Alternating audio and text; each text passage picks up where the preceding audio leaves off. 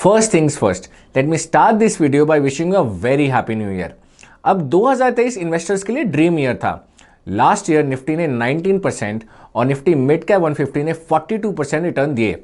वहीं Nifty small cap 250 से 48% return मिला। लेकिन क्या ये मोमेंटम 2024 में भी कंटिन्यू रहेगा? इन अदर वर्ड्स, क्या 2024 में भी इन्वेस्टर्स को बम्पर रिटर्न्स मिलेंगे? वेल, ये तो कोई नहीं जानता और इसे प्रिडिक्ट करना पॉसिबल नहीं है। हाउएवर, डेटा से कुछ क्लूज मिल सकते हैं कि मार्केट किस तरफ जा सकती है। तो हमने बहुत सारा डेटा एनालाइज करने के बाद 6 ट्रेंड्स को चूज किया। इससे हमें कुछ हिंट्स मिल सकते हैं कि 2024 कैसे रहने वाला है।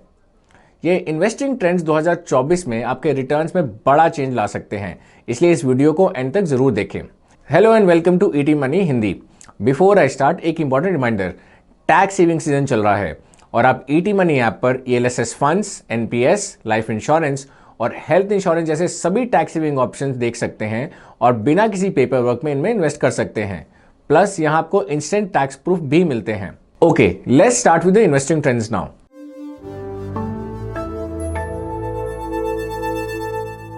अब आप सोच रहे होंगे कि इन्वेस्टमेंट से रिलेटेड वीडियो में इकोनॉमी की क्यों बात करें? वेल, इकोनॉमिक ग्रोथ का डायरेक्ट रिलेशन है स्टॉक मार्केट की ग्रोथ से। अगर इकोनॉमी अच्छा परफॉर्म करती है तो मार्केट्स भी ग्रो करता है। सो हमने 3 मेनस्ट्रीम इकोनॉमिक इंडिकेटर्स को चेक किया है: जीडीपी ग्रोथ, जीएसटी कलेक्शंस और क्रूड ऑयल प्राइसेस। पहले जीडीपी ग्रोथ पर बात करते हैं। एनएसओ के लेटेस्ट जीडीपी ग्रोथ नंबर से पता चलता है कि इस फाइनेंशियल ईयर के सेकेंड क्वार्टर में इंडियन इकोनॉमी ने 7.6% की रेट से ग्रो किया। यह नंबर आरबीआई के 6.5 के एस्टिमेट से काफी ऊपर है और इसने इंडिया को वर्ल्ड की फास्टेस्ट ग्रोइंग इकोनॉमी बना दिया है। सो मार्केट्स के लिए 7.6% एक पॉजिटिव सरप्राइज था। अब चीफ इकोनॉमिक एडवाइजर का कहना है कि वो FY24 के लिए जीडीपी ग्रोथ फोरकास्ट को 6.5% पर ही रखते हैं, लेकिन शायद ये नंबर इंडिया की जीडीपी ग्रोथ को अंडर एस्टिमेट करता है और ये इन्वेस्टर्स के लिए एक पॉजिटिव बात है। नेक्स्ट, जीएसटी कलेक्शंस पर बात करते हैं। ईयर ऑन ईयर चेंज के अकॉर्डिंग जीएसटी कलेक्शन 2023 में रोबस्ट रहा। इस दौरान 10% से 24% तक की ग्रोथ हुई। अब हाई जीएसटी कलेक्शन का मतलब है कि इकोनॉमी ग्रो कर रही है और ये ट्रेंड स्टॉक मार्केट के लिए अच्छा है। फाइनली, अब देखते हैं क्रूड ऑयल की क्या पोजीशन है। क्रूड ऑयल के हाई प्राइसेस का इंडियन इकोनॉमी पर नेगेटिव इफेक्ट होता है। इससे फिजिकल डेफिसिट और इन्फ्लेशन दोनों बढ़ते हैं। फॉर्चुनेटली, सितंबर 2023 में बढ़ने के बाद क्रूड ऑयल प्राइस नीचे आए, इजराइल हमास वॉर के बाद भी। तो ऐसा लगता है कि क्रूड ऑयल प्राइसेस चिंता की बात नहीं है, क्योंकि ये लास्ट ईयर वाले लेवल से नीचे हैं। So all in all, India की इकोनॉमिक पिक्चर रोबस्ट लग रही है। इससे मार्केट्स को बूस्ट मिलना चाहिए। नेक्स्ट, पॉलिटिकल फ्रंट पर माना जा रहा है कि अप्रैल में इलेक्शन के बाद शायद करंट गवर्नमेंट ही पावर में बनी रहे। अब पॉलिटिकल फ्रंट पर इस प्रेडिक्शन का मतलब है पॉलिसी में कंटिन्यूटी, और ये मार्केट्स के फेवर में है और ये एक रीजन है जिसके कारण मार्केट्स अभी फ्रेश हाई पर पहुंची हुई हैं। सो ऐसा लगता है कि इकोनॉमिक फ्रंट पर सब कुछ अच्छा है। चलिए अब दूसरे ट्रेंड पर आते हैं।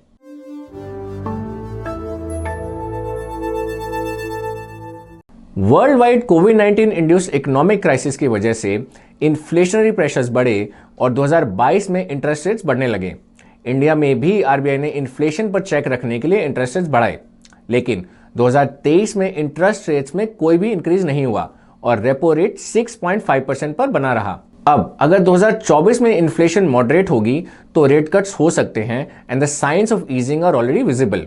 अगस्त 2023 में 7.44% का लेवल टच करने के बाद सीपीआई भी नीचे आ गया है। हाउएवर, ये अभी भी आरबीआई के 4% टारगेट से बहुत ज्यादा है।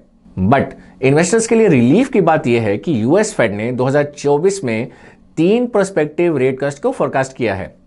इसके बाद आरबीआई और दूसरे सेंट्रल बैंक भी रेट कट कर सकते हैं। तो अगर आरबीआई इस साल इंटरेस्ट रेट्स कट करता है तो इससे स्टॉक मार्केट की ग्रोथ में तेजी आ सकती है, क्योंकि लो इंटरेस्ट रेट से बिजनेसेस के लिए बोरोइंग कॉस्ट कम हो जाती है और प्रॉफिट्स बढ़ते हैं। ऑल्सो यूएस में लोअर रेट्स का मतलब है इंडिया जैसे इमर्जिंग मार्केट्स में ज्यादा फॉरेन फंड्स का आना। एंड इसके अलावा भी रेट कट्स में कई डायमेंशन है। रेट्स में कट से लॉन्ग टर्म डेट फंड्स को फायदा होगा, क्योंकि इनके पास जो बॉन्ड्स हैं उनके प्राइस बढ़ जाएंगे, जो हायर नैव्स में दिखता है। अब लॉन्ग टर्म डेट फंड्स के रिटर्न्स में रिकवरी ऑलरेडी दिखने लगी है। 2021 और 2022 में स्लो रिटर्न्स के बाद 2023 में लॉन्ग टर्म डेट फंड्स ने अच्छा परफॉर्म किया। सो 2024 में इंटरेस्ट रेट्स में कट से उनके रिटर्न्स को बूस्ट मिलेगा। ऑलराइट, अब हम अगले ट्रेंड को डिस्कस करते हैं।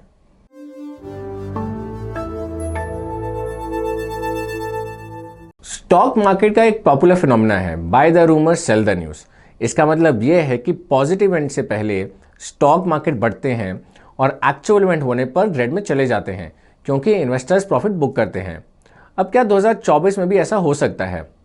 इसका एक सही बैरोमीटर है कि मार्केट के करंट लेवल्स को हिस्टोरिक वैल्यूएशन से कंपेयर किया जाए। आप अपनी स्क्रीन पर एक चार्ट देख सकते हैं जो आपको निफ्टी 50 की मीडियन पी के कंपैरिजन में निफ्टी 50 की पी मूवमेंट को दिखा रहा है। पीई का मतलब है प्राइस टू अर्निंग्स और ये पॉपुलर वैल्यूएशन इंडिकेटर है।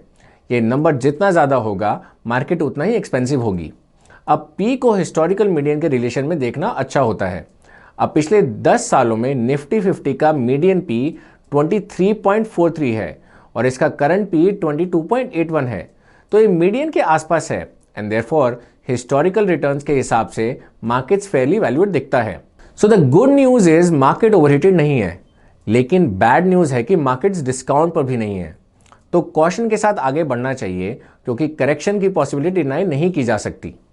अब डेटा शो करता है कि हिस्टोरिकली मार्केट्स अपने पीक से 10 से 20% इंट्रा ईयर गिरते ही हैं, लेकिन इंट्रा ईयर डिक्लाइंस के बावजूद 75% ऑफ द टाइम पूरे साल का रिटर्न पॉजिटिव है। तो आई करेक्शंस को अपॉर्चुनिटी की तरह देखें और इन्वेस्ट करते रहें। आइए अब अगले ट्रेंड पर डिस्कस करते हैं।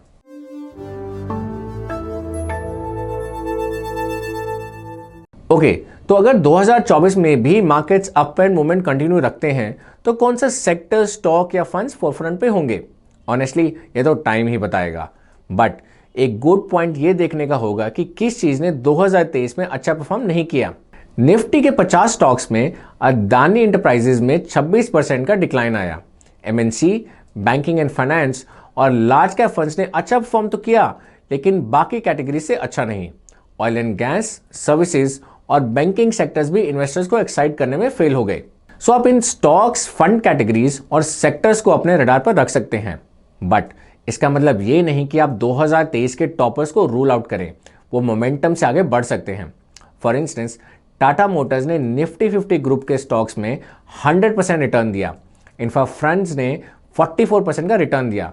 डिफेंस सेक्टर 84% बढ़ा। आप वीडियो को पॉज कर सकते हैं और इन दोनों लिस्ट को डीपली देख सकते हैं, बट मार्केट लीडर्स पर कोई भी डिस्कशन पीएसयूज पर बात किए बिना इनकम्प्लीट रहेगा। 2023 में पीएसयूज लगातार लाइमलाइट में रहे। As of December 2, 2023, the Nifty PSC और पीएसयू बैंक इंडाइसेस ने 78% और 35% का रिटर्न दिया, जबकि निफ्टी 50 का रिटर्न था सिर्फ 19%। अब क्या ये 2024 में भी अच्छा परफॉर्म करते रहेंगे?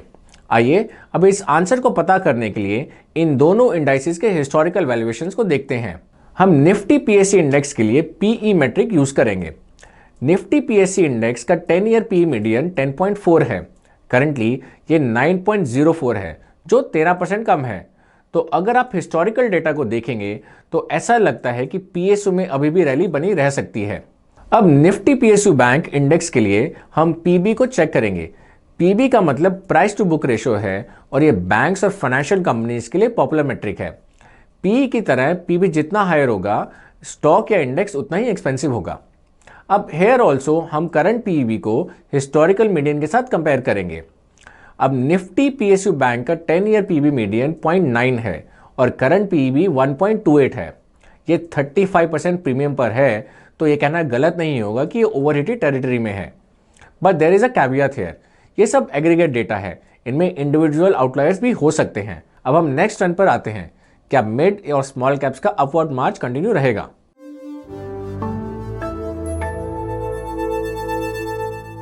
– 2023 में मिड और स्मॉल कैप्स तेजी से आगे बढ़े। 2023 में निफ्टी मिड कैप 150 इंडेक्स ने 42% का रिटर्न दिया और निफ्टी स्मॉल कैप 250 इंडेक्स ने 48% का रिटर्न दिया। तो क्वेश्चन ये है कि क्या मिड और स्मॉल कैप्स ओवर वैल्यूड हैं? इस आंसर को ढूंढने के लिए हम इन दोनों इंडाइसेस के हिस्टोरिकल पीस को चेक करेंगे। नाउ निफ्टी मिड कैप 150 का 5 ईयर पी का मीडियन 43.6 है और इसका करंट पी के लेवल है 43.3। दिस सजेस्ट कि यह इंडेक्स हिस्टोरिकल टर्म्स में फेयर वैल्यूएशंस पर है। अब आगे और रैली मुश्किल है जब तक अर्निंग्स नहीं बढ़ती। But what about small caps? Well, हमारे पास निफ्टी स्मॉल कैप 250 इंडेक्स के लिए लगभग 3 साल का डेटा है। इस इंडेक्स का 3 ईयर पी मीडियन 35.28 है और इसकी करंट वैल्यू है 39.73। सो ऐसा लगता है कि ये ओवर वैल्यूड है। मिड और स्मॉल कैप्स दोनों में स्टीप रनअप को देखते हुए कॉशियस रहना बेटर होगा। अब सिक्स्थ और लास्ट ट्रेंड पर आते हैं।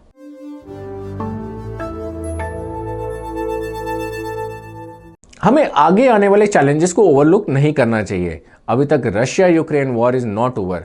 इजराइल भी हमास की तरफ ज्यादा अग्रेसिव है। चाइना अपने ताइवान स्टांस को लेकर ज्यादा असर्टिव है और एआई का थ्रेट को कौन भूल सकता है।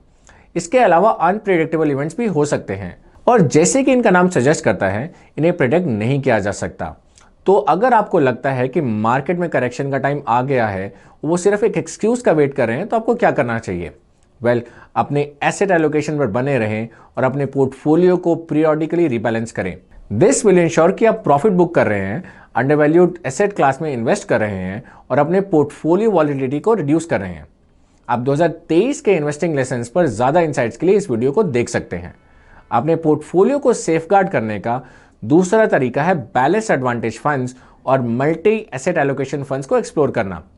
Balance advantage funds market conditions के बेसिस पर आपके पोर्टफोलियो को डायनामिकली एडजस्ट करते हैं।